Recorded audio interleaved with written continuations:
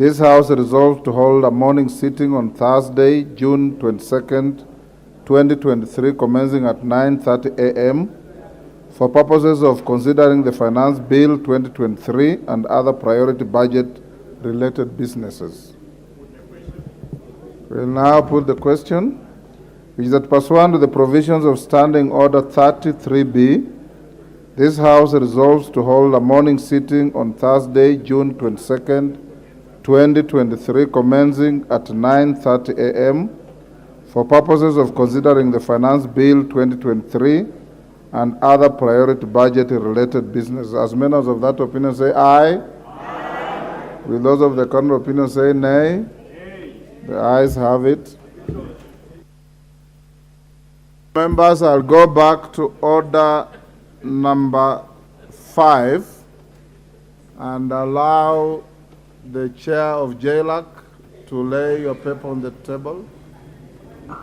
And also move the notice. That's a different order. Oh, lay the paper first. Thank you, Mr. Speaker. Honorable Speaker, I beg to lay the following paper on the table of the House today, Wednesday, 21st June 2023.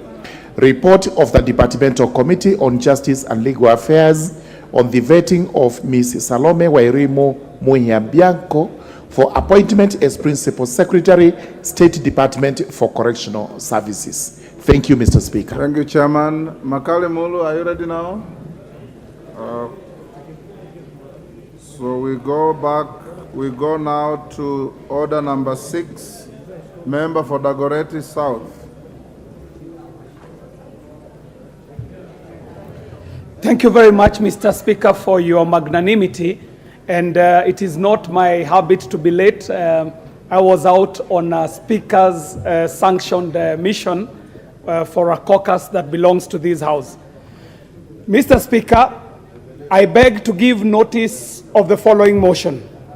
And this is about the establishment of a science museum in Kenya.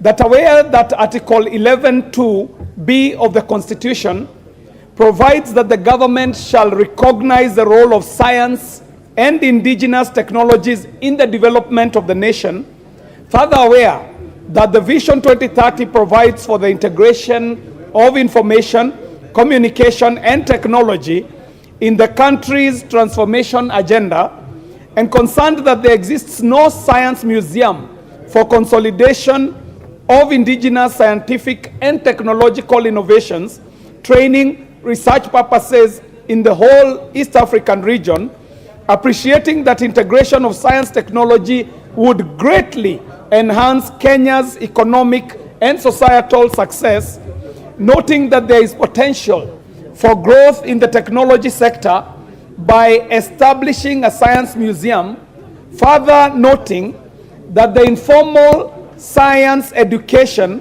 plays a key role in the progression of science, technology, engineering, and mathematics, commonly known as STEM, acknowledging that science museums operate as the nexus between science practitioners, policymakers, and the public, cognizant of the fact that a science museum in the country would greatly impact on the economy of the country in the quest to become an industrialized nation. Now, therefore, this House resolves that the national government, through the relevant ministry, establishes and operationalizes a science museum in this country.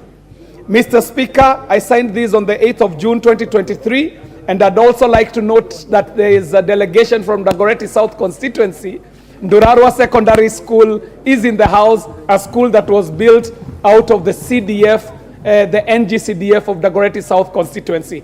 I appreciate, Mr. Speaker. Thank you very much.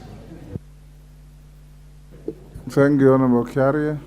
Honorable Makali Mulu, your matter will be stayed to tomorrow. Honorable members, allow me to acknowledge the following schools: Moi Amalo High School, Kuresoi South, Nakuru; GSU Primary School, Juja, Kiambu; Malewa High School, Kipipiri, Nyandarua; Ndiuni Primary School, Tharaka Nithi. Public researchers from Moiben Uasin Gishu. On your behalf and on my own behalf, I welcome them to the House of Parliament. Thank you. Majority Leader and Minority Leader, can you approach the chair? Majority Leader, Minority Leader, can you approach the chair?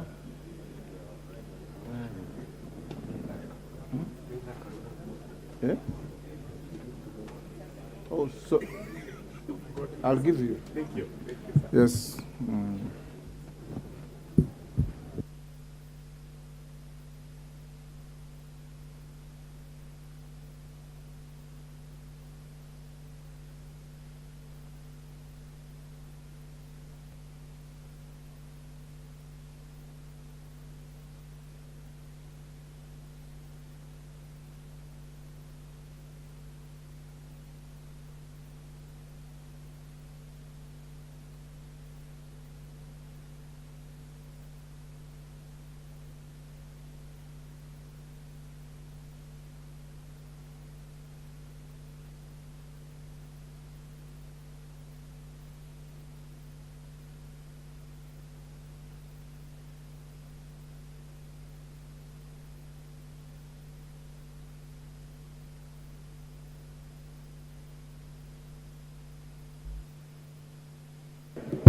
Order, honorable members. Honorable Murugara, at order number 6. Order number 6.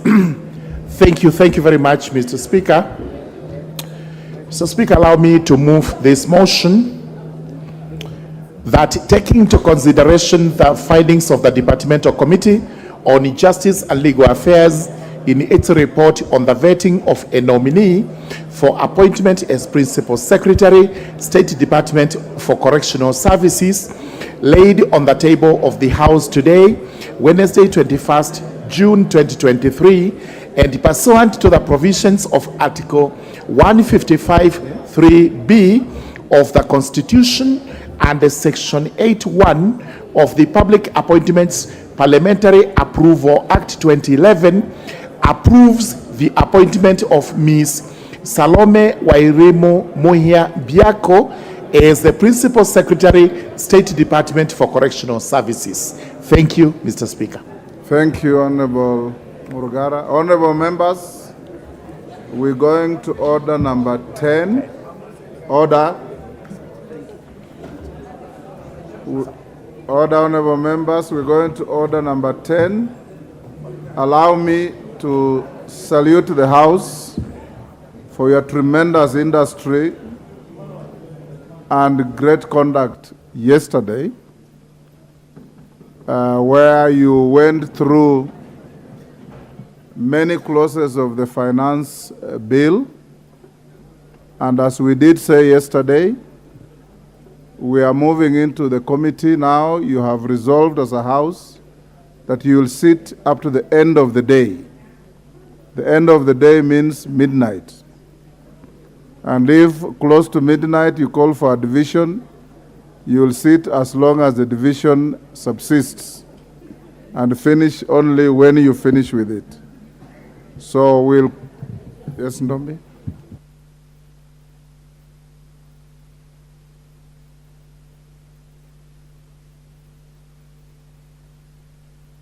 Where is Honorable Makali Mulu before we go into the committee for him to lay his document? Or a member of the Public Debt Committee? The matter is supposed to come up tomorrow, so we don't want to lock them out. A member of the Public Debt Committee? Can you pass the document to Omboko Milemba to lay the document and give notice of motion? And do it in the shortest time possible.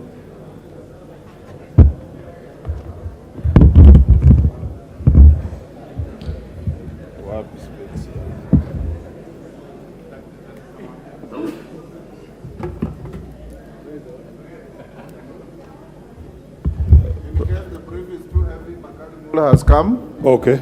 Yes. You can pass on to him if you wish. He is a leader, so let me pass it over to him. Thank you, Honorable Speaker. Sergeant, can you pass those documents to Honorable Makali Mulu?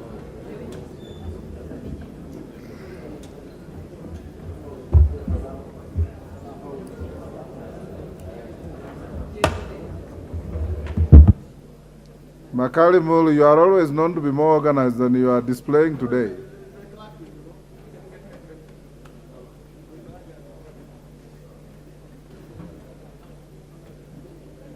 So go to order number 5. And On the table of the House today, Wednesday, 21st June 2023, report of the Public Debt and Privatization Committee on its consideration of the Consolidated Fund Service expenditures under the financial year 2023-2024 budget estimates. Thank you very much, Honorable Speaker. No, it's much more than that. That's what I have. It's much more than that. You are supposed to lay what you have said, then Public Finance Management Amendment Bill. That has not yet come. Then you have another report on the Public Debt and Privatization Committee. Do you have that?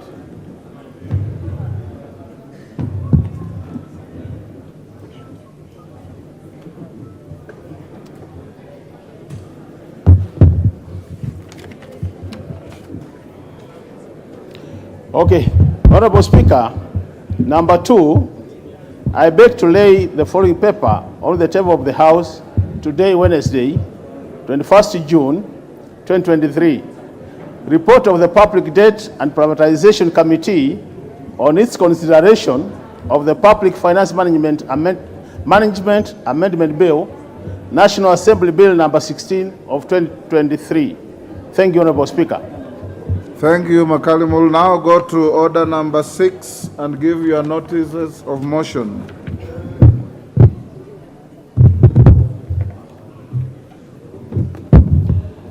Okay, thank you very much, Honorable Speaker.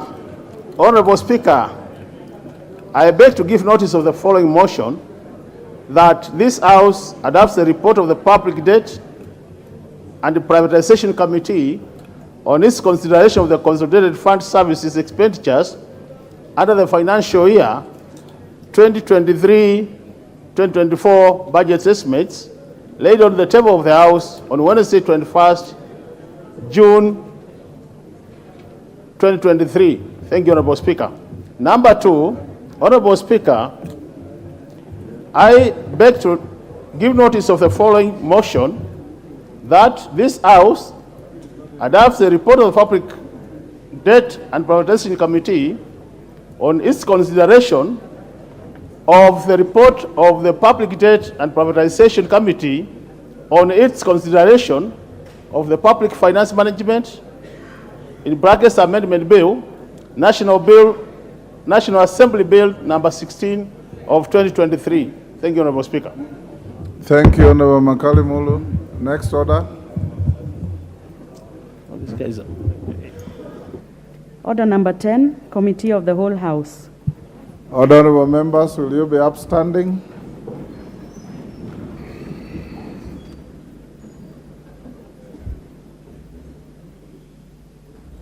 We're now going to the continuation of the business that we stopped this morning on the Committee of the Whole.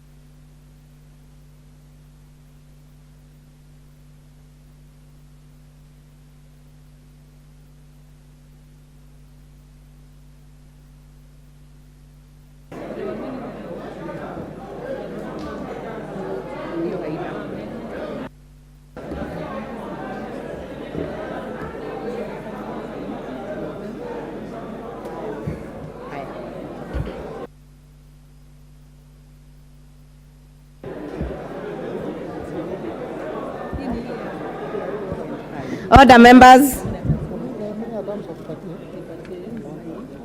Order, members. We are now continuing with the Committee of the Whole House. We reached clause 24 yesterday. Today we are doing from clause 25. Some ground rules. We did the debate in second reading. I will indulge some debate on some clauses, a maximum of 2 minutes per member, and we will keep it at the minimum.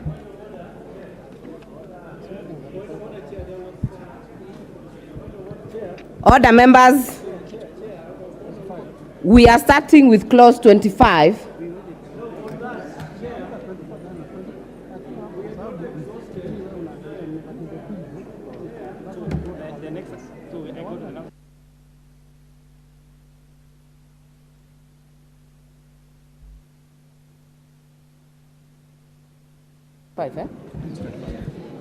Order, members. Clause 25. Clause 25.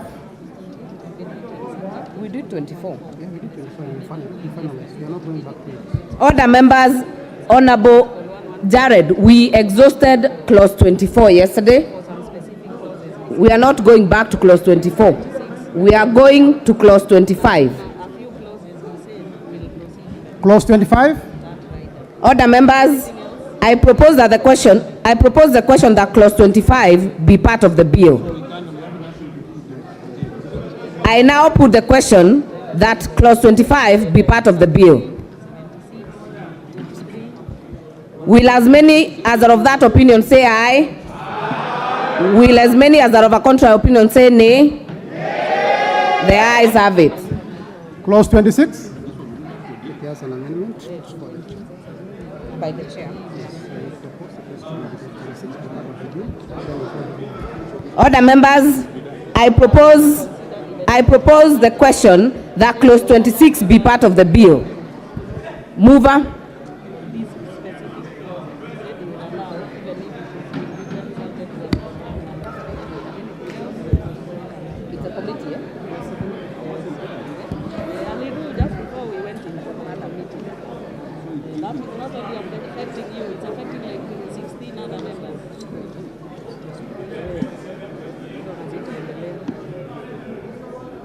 Okay, I'm informed clause 26 has no amendments. So I propose the question that clause 26 be part of the bill. I now put the question that clause 26 be part of the bill. As many as are of that opinion say aye. Aye. As many as are of a contrary opinion say nay. Nay. The ayes have it. Clause 27. Clause 27 has no amendment. I propose the question that clause 27 be part of the bill. I now put the question that clause 27 be part of the bill. Will as many as are of that opinion say aye? Aye. Will as many as are of a contrary opinion say nay? Nay. The ayes have it.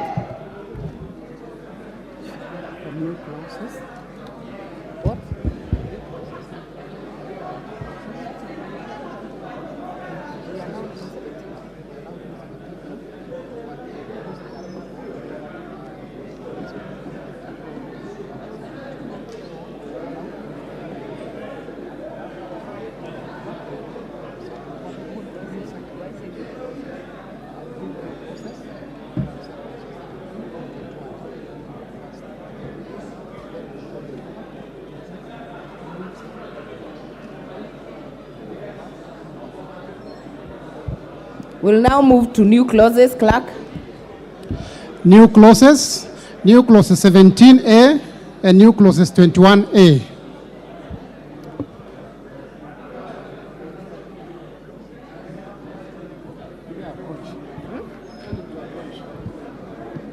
Chair Finance, approach the chair.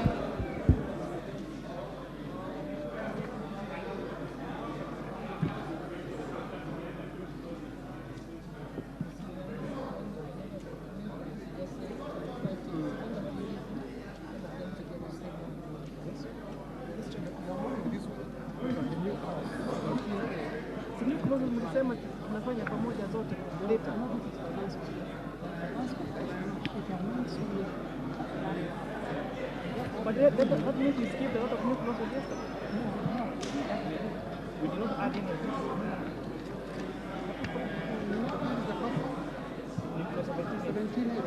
That's where we are. So we add clause 17. And 21. Okay. So I say I move that we add a new clause 17.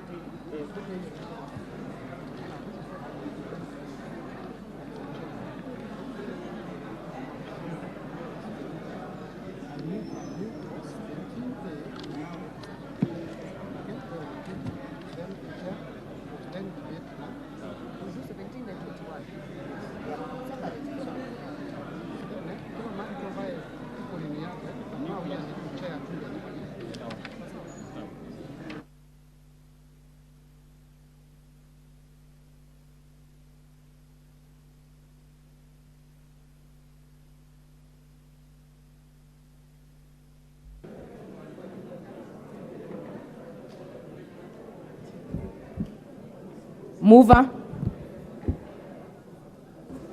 Thank you, Honorable Chair. Honorable Chair, I move that new clause 17A be read a second time. I propose the question that the new clause 17A be now read a second time. Order, members. If you're willing to speak to a certain clause, you put the intervention for order of the House. I will allow a few members. If you're not willing to speak on this clause, kindly withdraw your card. Allow the chair to give the... Mover.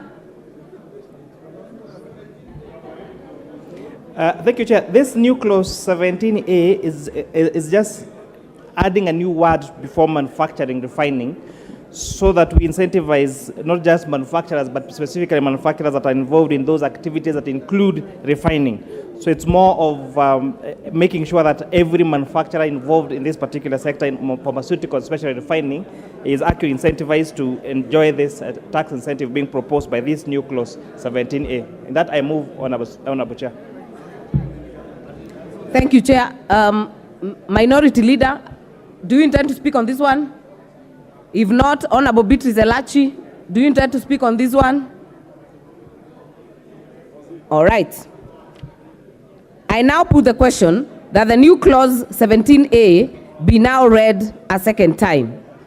Will as many as are of that opinion say aye? Aye. Will as many as are of a contrary opinion say nay? The ayes have it. I propose the question that new clause 17A be part of the bill. There's further debate because it is one year being represented. Member for Yatta.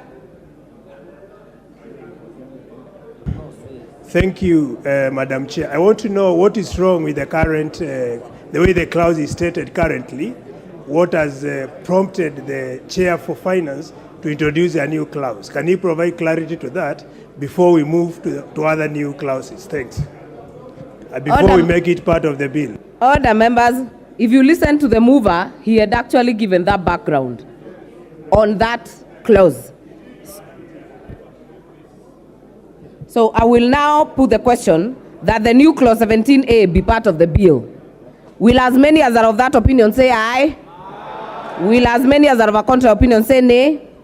The ayes have it. 21. New clause. New clause 21A. Mover. 21A, right? Honorable Chair, I beg to move that a new clause 21A be read a second time. I beg to move. Oh, yeah. So I explain at this stage. Okay. Honorable Chair. Yeah, Honorable Chair, just when you move for good order and for everyone to follow, explain briefly what the clause is about. Okay. Thank you, Chair. Honorable Chair, Section 113 of the Income Tax Act is being amended by providing an extension of capital expenditure to extend the period that which was given to capital expenditure for the construction of bulk grain handling facilities supporting the standard gauge railway in the Business Laws Amendment Act of 2020. Honorable Chair, these are some of the amendments that we keep doing to particular clauses that end up affecting particular sectors, and when during public participation, we tried to accommodate as many of those views so that we make our business environment predictable, so that an incentive that was forwarded to a particular business 2 years ago does not get to be taken away from them a few months later when they have made a huge investment in that particular sector. Thank you. I will propose a question that the new clause 21A be now read a second time. Member for Seme. Chair, I think what the chair has done is still not adequate. This is a new clause. It should actually be read. The chair should explain the import of it and what it means. So I think a new clause is different from just another amendment. This is a completely new thing, and members need to know the rationale behind it and what it means, so that we can actually contribute effectively. Yeah, and you then we read the current one as well. Thank you. Honorable Chair, I am hearing the same question. Just read or expound, just briefly, in 2 minutes, what this clause is about. I actually thought I did, but let me try again, Honorable Chair.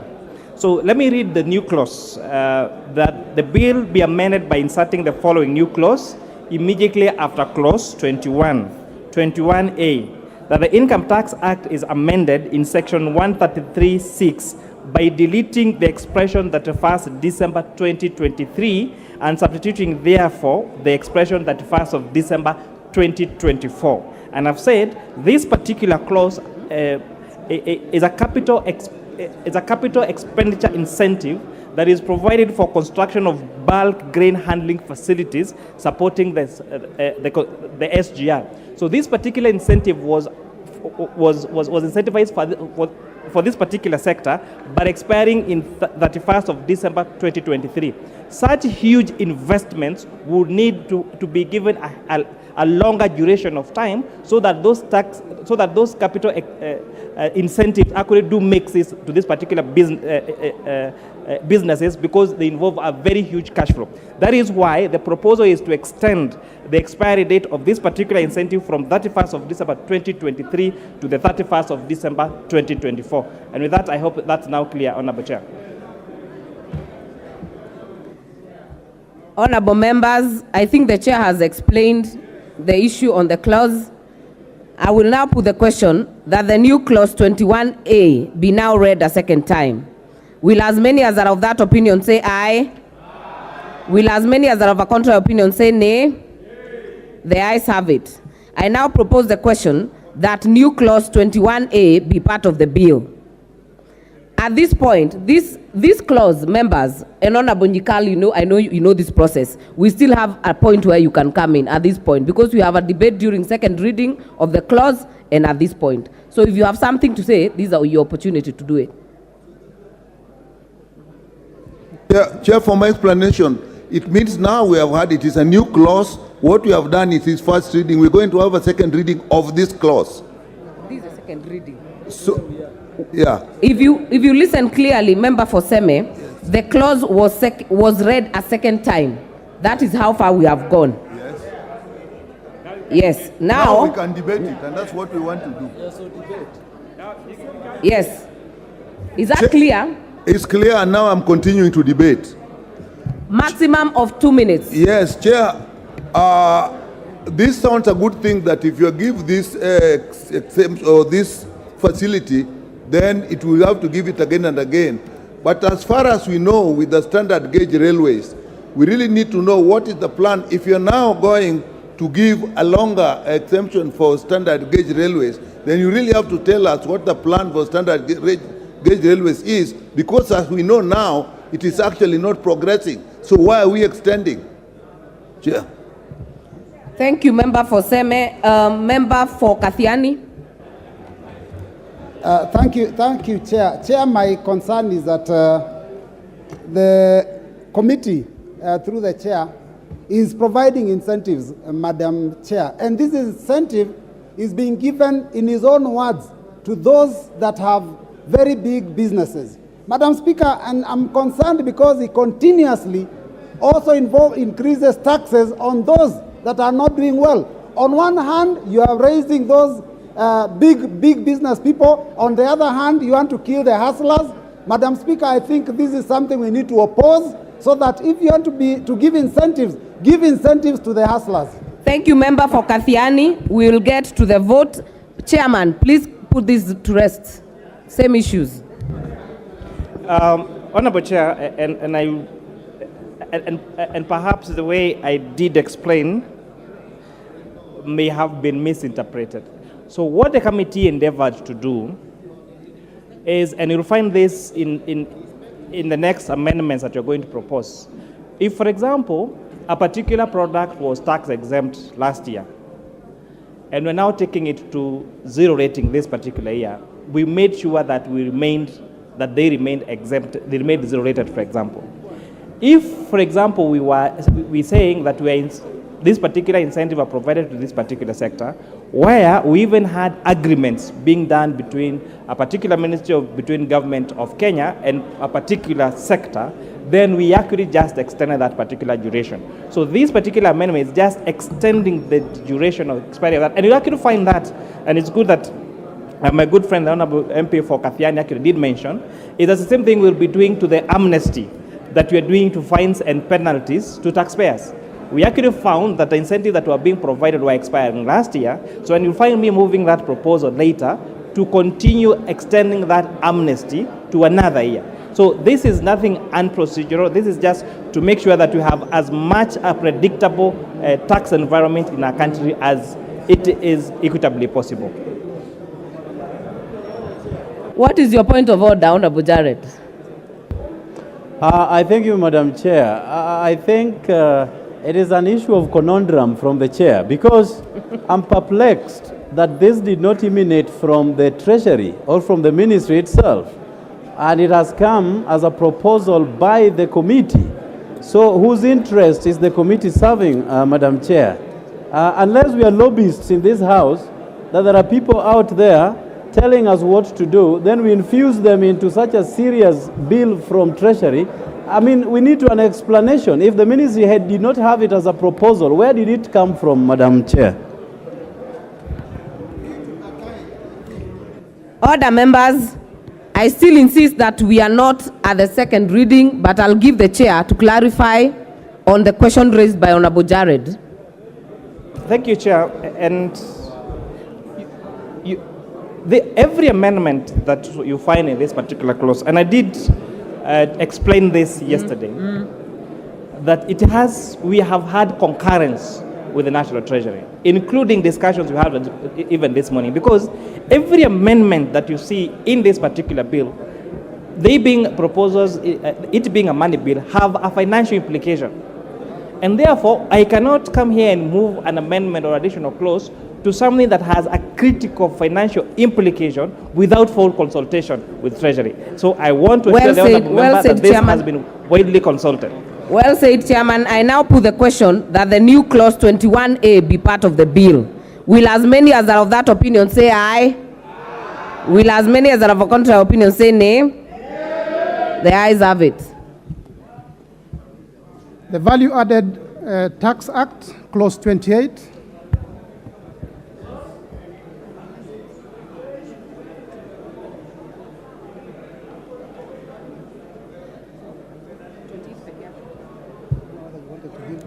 All right. I am told Clause 28 has no amendments, but no, I hear you. I propose the question that Clause 28 be part of the bill. I now put the question that Clause 28...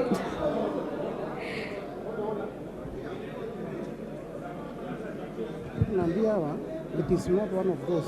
It was under 114.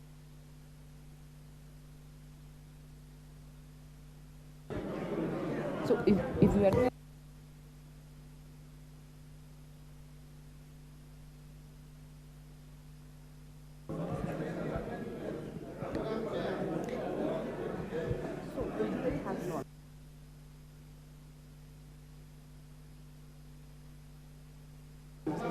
Okay, members, order members.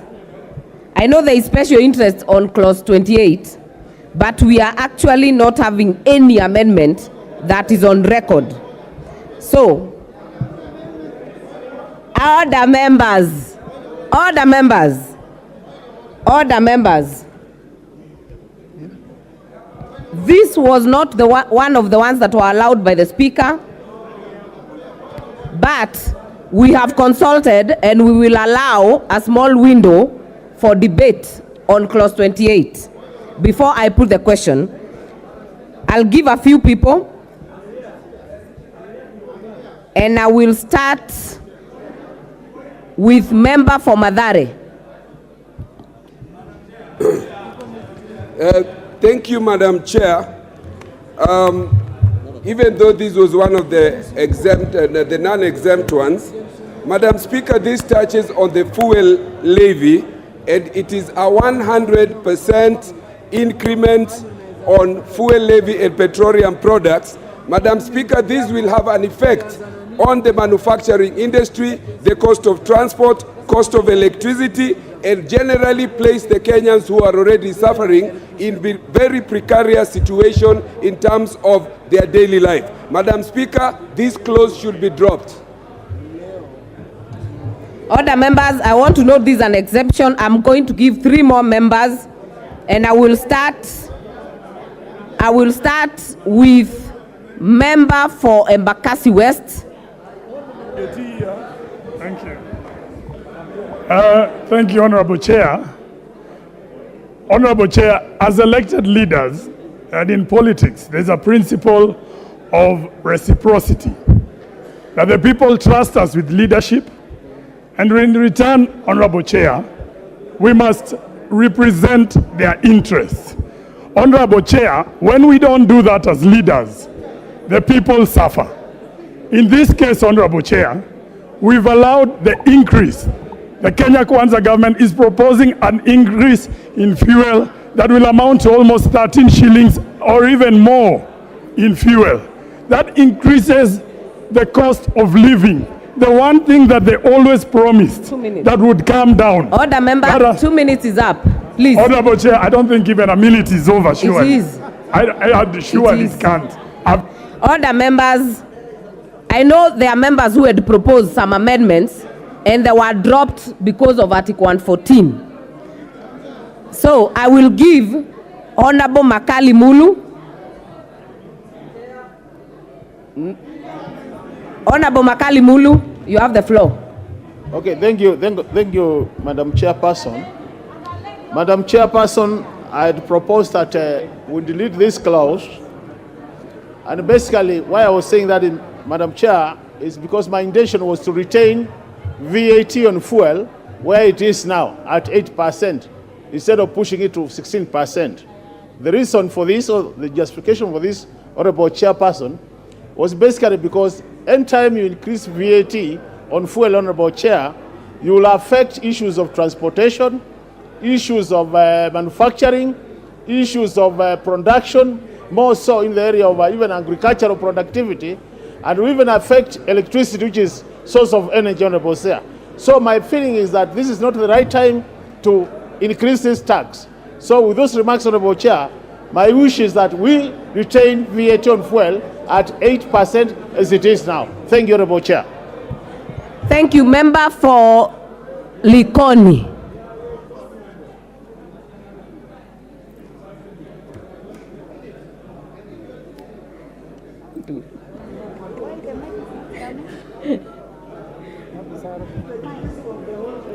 The microphone, please. Honorable Mishi, songa kidogo. Thank you, Honorable Chair. Honorable Chair, I want to say it is good we retain the 8% rather than increasing it to 16%. Madam Chair, the cost of living is very high. And if you increase the 16%, it means the cost of production is going to be very high. And if the cost of production is going to be high, also it is going to affect agriculture, because agriculture depends on machinery, and the machinery depends on petrol and diesel power, Honorable Chair. Honorable Chair, also the cost of transportation is going to be high. Right now, Kenyans cannot even afford to pay the fares from where they are to the working place and even to schools. So when you increase to 16%, it means the cost of living is going to be very high, because unga is going to be high, rice is going to be high, cooking fat is going to be high, and everything is going to be high. We are tired as Kenyans, and Kenyans are angry. They don't have money. Madam Chair, I beg my colleagues to be objective leaders and reject this amendment and return it to 8%. I thank you, Honorable Chair. I would like to, first of all, give the Chair of Budget 2 minutes.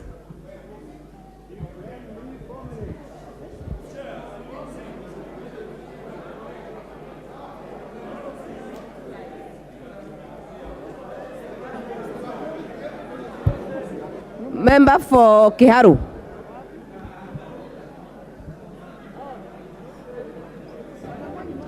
Thank you very much, Honorable Speaker. And I, of course, rise to agree with the Honorable Chair for Finance. Honorable Chair, in the year 2023-2024, we have allocated Kenya shillings 25 billion that is going to the fuel subsidy that was promised but was never paid. Honorable Speaker, we have also allocated Kenya shillings 250 billion that will be going into our roads. Honorable Speaker, I would request the other honorable members that may not agree with the amendment from the chair that they give us other revenue measures. Because, Honorable Speaker, you cannot have your cake and eat it. If you want development, and especially in terms of roads, this money has to come from somewhere, and that is the reason, Honorable Speaker. Honorable Junet. Thank you, Madam Speaker, please. Madam Speaker, Madam Chair, this is the most offensive clause in this bill, Madam Chair. Madam Chair, when you increase VAT on fuel to 16% from 8%, that is one thing that is going to make life very expensive for Kenyans.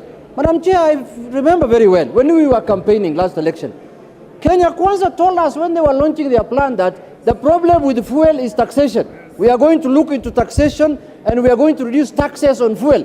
Now today, this afternoon, in a broad daylight, on the 22nd of June, they are telling us to increase taxes on fuel. What a paradox it is, Madam Chair. Madam Chair, let us agree on this one. We must remove this VAT on the fuel. Otherwise, I promise you there will be a revolution in this country if this one passes. I promise you. I promise you. I promise you. There will be a revolution in this country.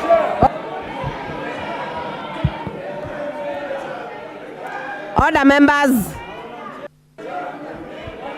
Order. Just sit down. Just sit down. Order, members. Order, members. Is that microphone better? Thank you. Order, members. If we agree to take 2 minutes, so many of you will speak. Just have your seats. Take your seats. Take your seats. Member for Kisii. Hold on. It's my turn. Madam Speaker, thank you very much for this time. When we talk of fuel to cost double what it is now, that means even the agenda for Kenya Kwanza will not thrive. The country is already poor. It can't thrive. Let me tell you, the more you get, the more you shout, the more you open your mouth, the fact remains Kenya is poor. Order. Borders are going to suffer. Order. Order. Order, Honorable Toto. Lead. Order. Hold on. Leader majority. Chair. You people, chair. Order. Out. Continue shout. Madam Chair. Majority leader. Majority leader. Order, members. Honorable Muridania, order. On a point of order.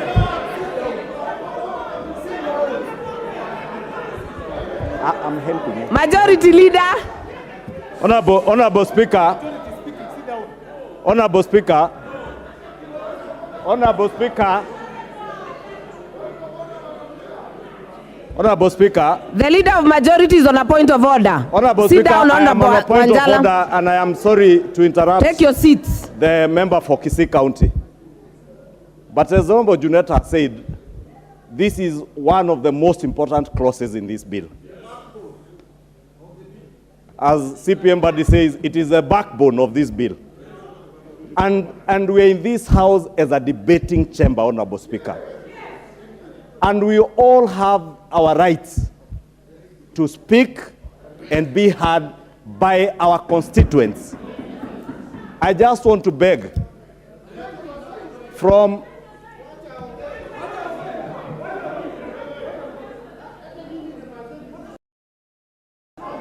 Honorable Speaker, I know it may not be practical for every one of us to speak to this clause, but it is only fair to ourselves as honorable members of the National Assembly to be seen by our constituents to be debating on facts and not shouting at each other. I want to plead, I want to beg both sides of the divide, please, let us allow each other to be heard.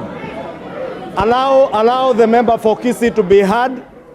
Even if you don't agree with what the member for Kisii is saying, wait for your opportunity to say yours, please. Order. Order, members. Order. Order, members. If you shout, nobody will be heard. Honorable Toto, you had your 2 minutes. I am going to give the member for Homa Bay 2 minutes maximum.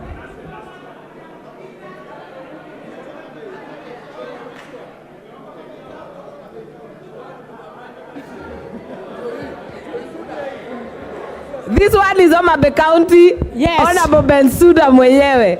Honorable Kaluma, please hold on. I hold on. No, go on. Go on, Honorable Bensouda. Thank you so much, Madam Speaker. I would like all of us to adhere to silence so that we are heard.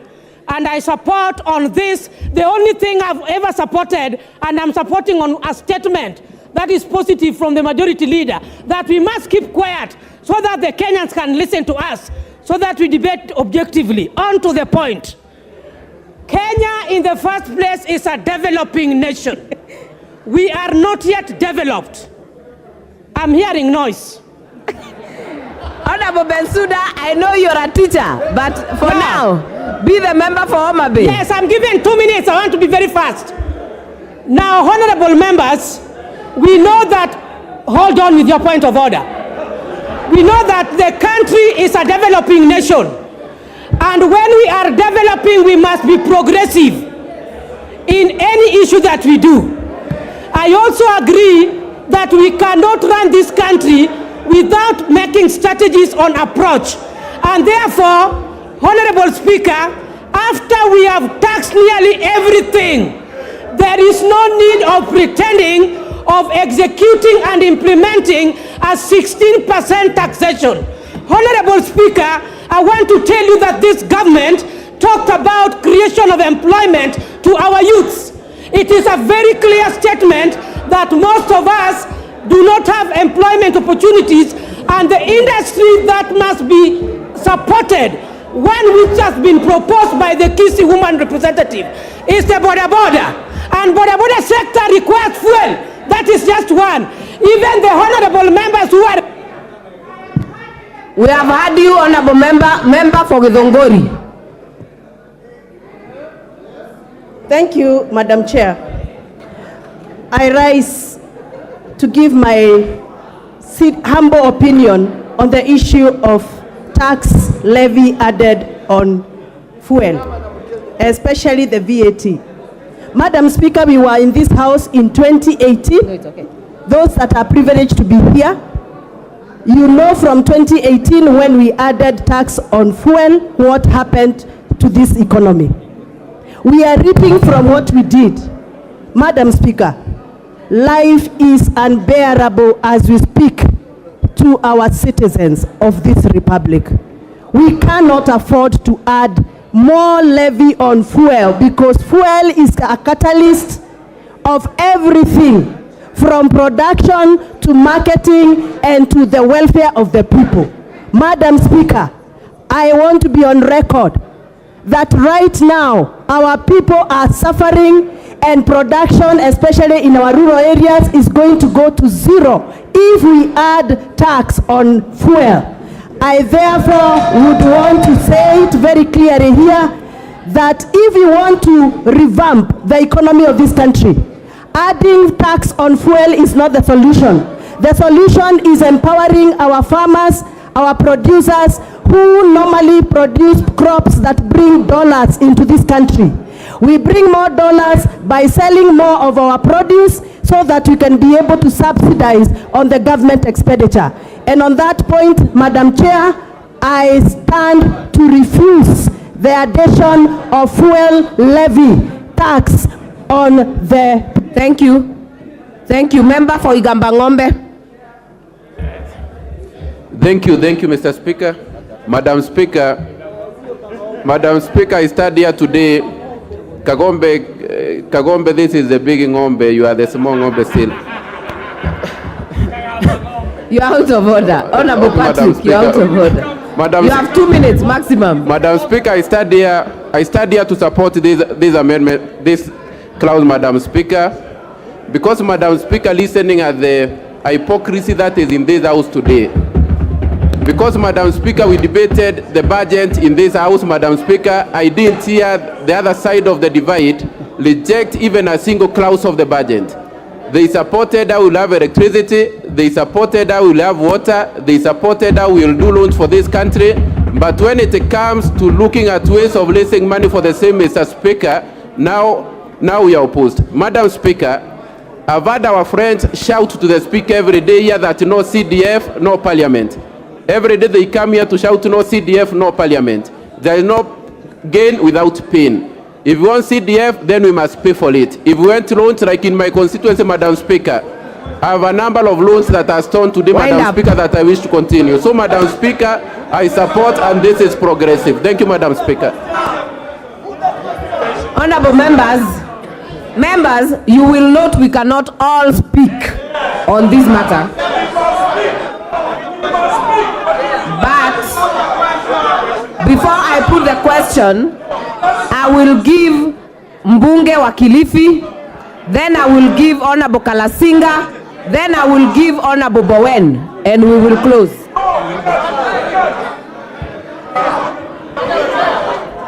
Member for Kilifi, Honorable Mbeyu. Asante mwenyekiti wa mkao. Bi mwenyekiti, nataka kuzungumzia kipengee hichi cha kuongezwa ushuru wa mafuta. Bi mwenyekiti, tusidanganyane. Roma haikujengwa mara moja. Naona Kenya Kwanza mwataka kujenga Roma kwa wakati mmoja.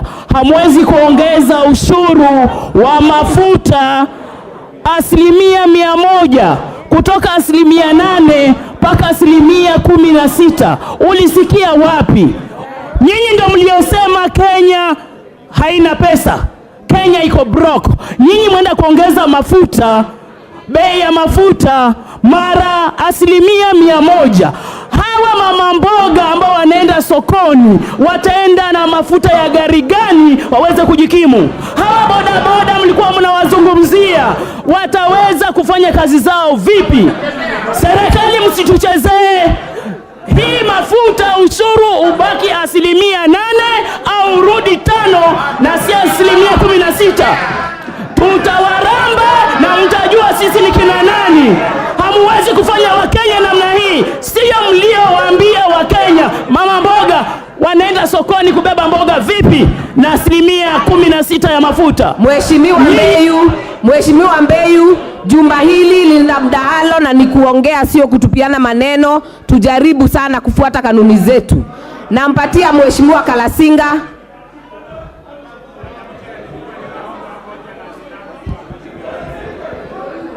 Oh, thank you very much. Madam Chair, this is the time now. This is the time now. Kenyans have gone on televisions watching us. This is the time now, Madam Chair, that this House here, Honorable, must make a decision that serves Kenyans outside there. Madam Chair, as I talk now, me as a person who comes from Western, we cannot grind and eat ugali grade 3 without oil in our portion meals. If we increase this, Madam Speaker, we shall paralyze our stomachs in Western Province. Madam Speaker, as I talk now, we have farmers in Rift Valley who uses tractors to plow their farms. If we increase fuel, they are watching us now on televisions. I want to give a warning to this House now. I can even plead and kneel down. But Kenyans must be given a freedom, and the freedom comes from here. Thank you, Madam Chair. Honorable Bowen. Thank you, Madam Chair. Madam Chair, I want to support the amendment, Madam Chair. Madam Chair, and I want to say, Madam Chair, this clause, Madam Chair, I want to support the bill, Madam Chair. And Madam Chair, the agreement, the reason as to why we have a fuel subsidy, Madam Chair. This is not the first time this increment to 16% is before this House for the first time, Madam Chair. It's been there before. Madam Chair, this is the fuel subsidy. Was used by the Handshake brothers when they were giving out a fuel subsidy and they misused.